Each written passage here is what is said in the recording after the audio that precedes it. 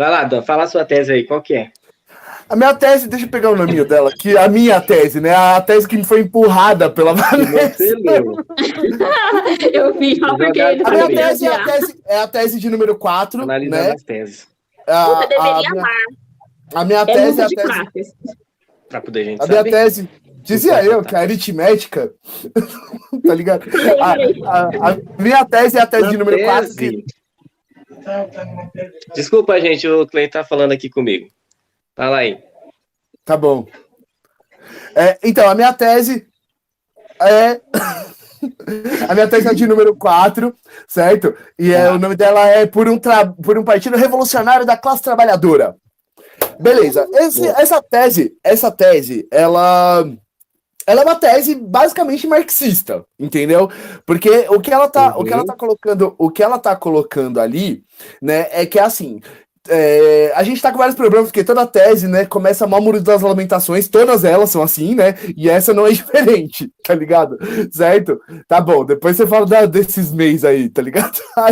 Aí ele começa lá o Muro das Lamentações e eles falam que é assim, o que a gente precisa fazer, como o pessoal tem que se posicionar, é como um partido que vai buscar a população para fazer reivindicações trabalhistas, né? E aí, porque é através disso que a gente vai conseguir recuperar qualquer outra coisa.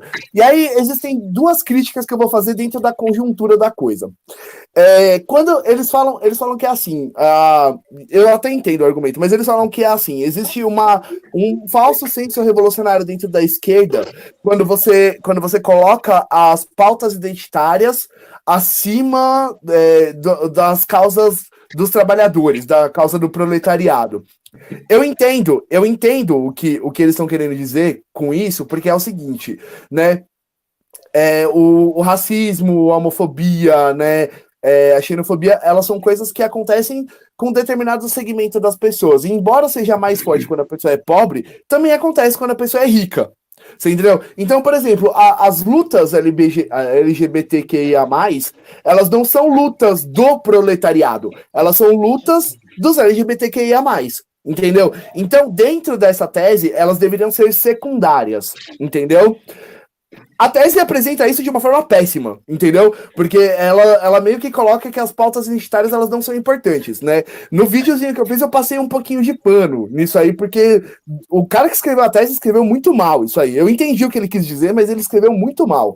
Porque as pautas identitárias, elas são importantes, e é assim, todas as pautas identitárias são importantes, mas no Brasil, as pautas de racismo, elas são particularmente importantes por causa de toda a dívida histórica que a gente tem com o povo negro, né? E sim, lutar lutar pelos direitos proletariados, lutar contra a pobreza, lutar por direitos e o fim de privilégios, é você lutar pela causa proletariada. Só que a gente não pode esquecer que no Brasil, a pobreza, ela tem cor e ela tem gênero. Entendeu? Né? A gente não pode esquecer, por exemplo, que 78% dos rentistas do Bolsa Família são negros. A gente não pode esquecer que 67% dos rentistas de Bolsa Família são mulheres. Então tem cor e gênero a pobreza, ok? Então, é assim, eles poderiam ter apresentado isso mais ou menos dessa forma, mas eles não fazem isso, né? Essa é uma crítica, porque qualquer LGBT que leia aquilo, eu li aquilo e achei, caralho, você tá sendo bem cretino. Mas qualquer LGBT que lê aquilo não vai querer comprar essa tese. Vocês entendem? Os caras não souberam formular muito bem, na minha opinião. E existe uma outra coisa que acontece nessa tese, que eles falam que é assim, a partir de 2012 houve engajamento dos trabalhadores, né? E eles maior por reivindicar direitos para o proletariado. Eles se baseiam nisso, falando sobre o número de greves que aconteceu entre 2013 e entre 2016. E aí, beleza, aconteceram várias greves no país. Foram muitas greves que aconteceram ali naquele período, e a partir de 2018, o número de greves diminui. Só que eles falam isso como se o proletariado estivesse acordando para a consciência de classe e o caralho, tá ligado? Só que isso não é verdade, porque a gente precisa entender a conjuntura de forças que estava acontecendo ali a partir de 2013, entre 2013, justamente, e 2016. aquele foi o período da implementação do golpe, foi o período de maior sentimento antipetista que a gente já teve, né, sabe? Foi o sentimento antipetista que permitiu o golpe, e as forças que queriam que aquele golpe acontecesse articularam muito bem para isso, inclusive estimulando trabalhadores a fazerem greve para ajudar a criar uma imagem ruim dentro do governo PT. Ok? Né? Não se esqueçam, aí eles falam sobre grevistas, não se esqueçam que as maiores greves desse período foram greves de caminhoneiros. E essas pessoas, em sua grande maioria, deram um voto pro Bolsonaro. Então é falacioso como a tese é construída de uma forma geral, você entendeu?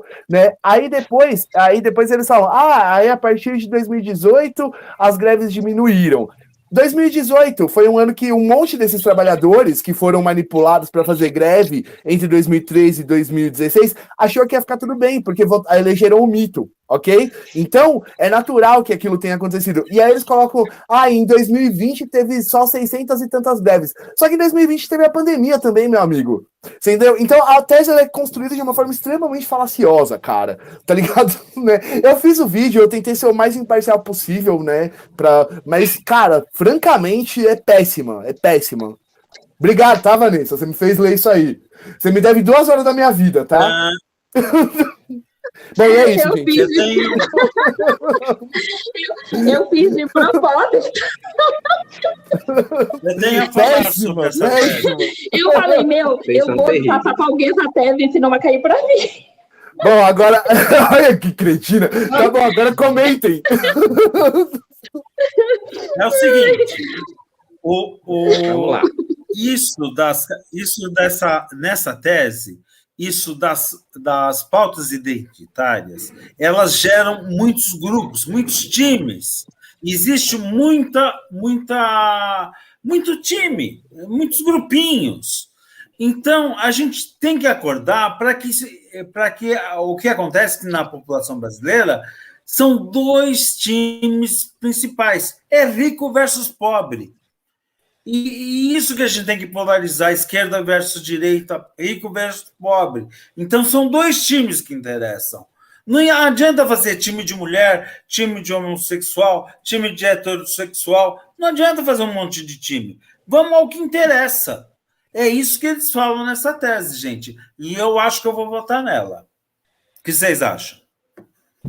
Bom, eu não vou votar nela, não. Olha, eu não discordo do que o Tabacol falou, porque é o que eles estão levantando lá na tese, sabe? É a ideia deles da tese. Então, eu entendi que é isso. A tese foi mal escrita? Foi. Tem muita coisa ali que eles deixaram de abordar, que era importante. Teve coisas que eles abordaram que estão bem, assim, completa. Eu demorei para entender algumas coisas, o que eles estavam querendo dizer ali, sabe? Porque eu acho que foi meio feita às pressas a tese. Mas, assim, eles estão defendendo aquela bandeira lá e é aquilo, entendeu? Sem aquelas subdivisões demais. Toca nesse ponto, eu não vou criticar muito ela, porque eu acho que a tese tem muito a ser melhorada, e eu acho que essa questão do atropelo do Congresso fez o pessoal entregar umas teses meio, né? A gente meio reparou, né? Que parece, né? Que o pessoal fez as teses assim às pressas, tipo, acordei, descabelado, deixa eu escrever a tese porque a gente precisa entregar. E aí não passou por um processo de revisão dentro das correntes, eu acho que poucas pessoas tiveram, né? Não foi construída muito. Tanto que você está vendo agora que o próprio mês, assim, porque eu faço parte da corrente, então, o próprio mês está falando que teve que entregar, a tese foi feita no atropelo, e agora eles estão abordando temas, estão chamando para o debate, conversando, fazendo grupo de engajamento, para explicar a tese, pontos que eles não conseguiram explicar por causa desse atropelo do Congresso, né? Então, assim, tanto que não conseguiu nem conversar com a militância toda, então está chamando a militância, quem não é da militância, para poder conversar, sabe? Para explicar as teses e os pontos, até os pontos que estão críticos. Porque eu acho que foi isso que aconteceu na tese da luta da classe trabalhadora. Então, eu não tenho grandes críticas a eles, porque eu entendi, na verdade, o contexto da ideia geral deles. Então, eu também achei... Eles só podiam ter tomado cuidado com essa questão da pauta identitária, que é meio perigoso, né? Sim, com certeza. Olha só, eu também entendi a ideia principal deles, apesar da escrita não ter sido lá muito claro, digamos assim, para não ser mais uma crítica muito absurda. Mas, assim, a ideia, no geral deles, é a luta de classes, né? O que eles queriam trazer para a gente é a luta de classes. É aquilo que o Dan falou, que o Tabacô falou. Só existem dois extremos, os ricos e os pobres. Dentro dos ricos vão ter as classes, as divisões de classes, né, como os LGBTs, os negros e tal, vai ter negro rico, vai ter gay rico, né, da mesma forma que vai ter o gay pobre, vai ter o negro pobre, a pessoa com deficiência, o rico, a pessoa com deficiência, o pobre. Então, assim, ele meio que bipolarizaram essa ideia geral de luta de classes, entendeu?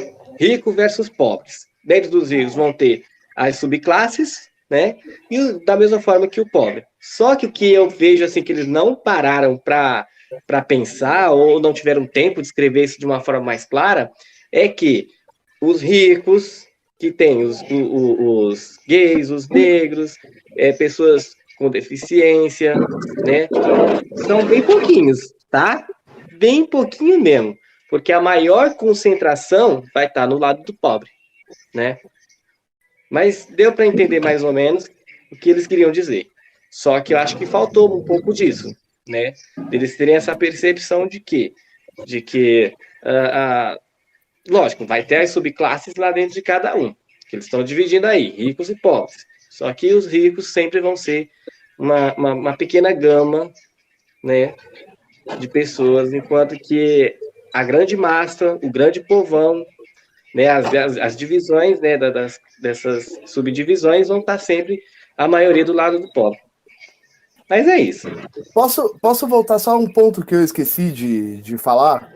Assim, sobre essa tese, ela deixa claro ali que a ação deve seguir moldes marxistas. Eu acho, né, que o marxismo ele pertence a outro momento histórico. Por exemplo, ele pertence a um momento histórico em que não existe classe média, entendeu? Então, assim, embora o marxismo ele seja uma das nossas bases, um dos nossos fundamentos, né, a gente precisa trazer ele para se tornar contemporâneo. Então, uma revolução nos moldes marxistas, ela é inaplicável hoje, entendem? Né? Não tem como você fazer isso daquela forma, porque o mundo é outro, né? E isso é complicado, isso é cheio de problemas, e é uma coisa que praticamente é impossível de acontecer em qualquer lugar do mundo, sobretudo no Brasil, onde não existe um Brasil, existem vários Brasis, cada lugar é de um jeito, você tem... O Brasil ele é um país só, mas ele tem várias diferenças sociais, diferenças regionais, onde uma manifestação popular geral é praticamente impossível de acontecer, entendeu? Então assim, eu tenho uma visão de que frequentemente as pessoas que são essencialmente marxistas, elas são bastante românticas nesse sentido, porque a coisa não é praticável hoje por causa da nossa época, entendeu? Né? Embora eu entenda o quanto o Manifesto Comunista ele é importante, ele é uma base para qualquer um que queira entender melhor o que é a esquerda, começa ali, né? O caminho, o primeiro passo é ali. Depois a gente vai para outros lugares. O primeiro passo é ali. A gente precisa entender Marx, mas ele está fora do nosso contexto histórico, entendeu? E a gente precisa ter clareza nisso.